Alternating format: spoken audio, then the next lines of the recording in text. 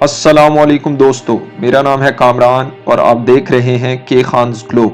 جنگ عظیم اول کے شروع ہونے تک میڈیکل سائنس میں کسی حد تک ترقی ہو چکی تھی۔ امریکی اور یورپی افواج نے ابتدائی طبی امداد کے طریقے اپنا لیے تھے۔ کافی حد تک طبی آلات میں بہتری آ چکی تھی اور جنگ کے زخمی فوجیوں کی اچھے طریقے سے دیکھ بھال بھی کی جاتی تھی۔ طبی شعبے میں اس بہتری نے ڈاکٹرز اور نرسز کو لاتعداد زندگیاں بچانے میں مدد دی۔ جنگ سے واپس آنے والے فوجیوں کے جان لیوا زخم بھی ٹھیک ہو جاتے، لیکن ان ہزاروں فوجیوں کے مسائل میں ایک بڑا مسئلہ جنگی زخموں سے چہرے کا بگڑ جانا تھا۔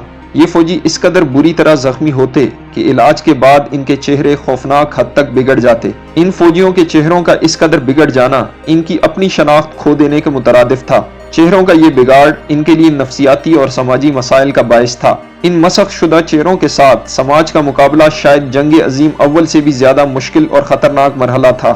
بعض فوجی اس قدر شدید دباؤ کا شکار تھے کہ انہوں نے جنگ کے بعد اپنے گھروں کو جانے سے انکار کر دیا۔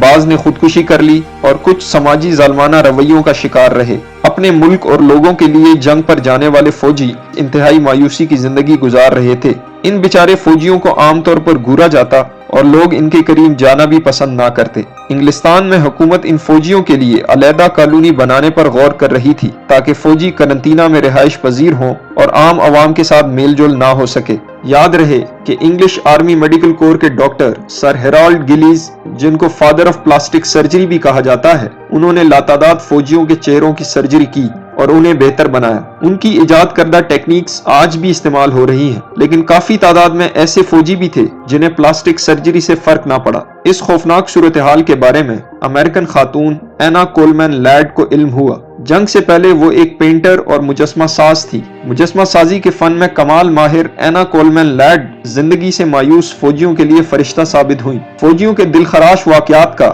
اینا کولمین لیڈ پر بہت گہرا اثر ہوا۔ انہوں نے ریڈ کراس کی مدد سے فرانس کے شہر پیرس میں اسٹوڈیو قائم کیا، جہاں ان فوجیوں کی پرانی تصاویر دیکھ کر چہرے کے مکمل خد و خال کا مطالعہ کیا گیا اور پھر چہرے کے متاثرہ حصے کو بحال کرنے کے لیے باریک تانبے کے ماسک بنائے گئے۔ چہرے کے صرف متاثرہ حصے کو باریک تانبے سے چہرے کی خد و خال کے مطابق ڈھانپ دیا جاتا اور سکن کے مطابق اس حصے پر رنگ کر دیا جاتا۔ تانبے کے حصے کو چہرے پر لگانے کے لیے باریک تار کا سہارا لیا جاتا اور بعض متاثرہ مریضوں میں مصنوعی مونچھ، مصنوعی آنکھ اور اینک بھی متاثرہ جگہ کو ڈھانپنے کے لیے استعمال کی جاتی۔ یہ کام اتنے کمال مہارت سے سرانجام دیا جاتا کہ دیکھنے والے اش اش کر اٹھتے۔ اینا کولمین لیڈ نے فوجیوں کی زندگی بدل کر رکھ دی۔ اب ان فوجیوں کو عام لوگوں کی طرح زندگی گزارنے میں کوئی مسئلہ نہ تھا، نہ کوئی گھورتا، نہ ہی عام لوگوں کے ساتھ میل جول رکھنے میں کوئی مسئلہ تھا۔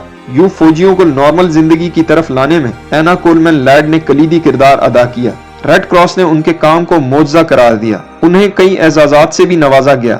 جنگ کے بعد وہ امریکہ واپس آ گئی۔ اینا کولمین لیڈ کی ان خدمات پر میڈیکل سائنس میں اینا پلاسٹالوجی نامی شاخ کا اضافہ ہوا۔ اینا پلاسٹالوجی کے ذریعے مریضوں کے چہرے یا جسم کے کسی بھی حصے کو مصنوعی اعضاء لگا کر بحال کیا جاتا ہے۔ دوستو، مجھے امید ہے آج کی ہماری یہ کاوش آپ کو پسند آئی ہوگی۔ اگر آپ کو یہ ویڈیو اچھی لگی تو پلیز لائک کیجئے اور ہمارا چینل بھی سبسکرائب کیجئے۔ Thank you.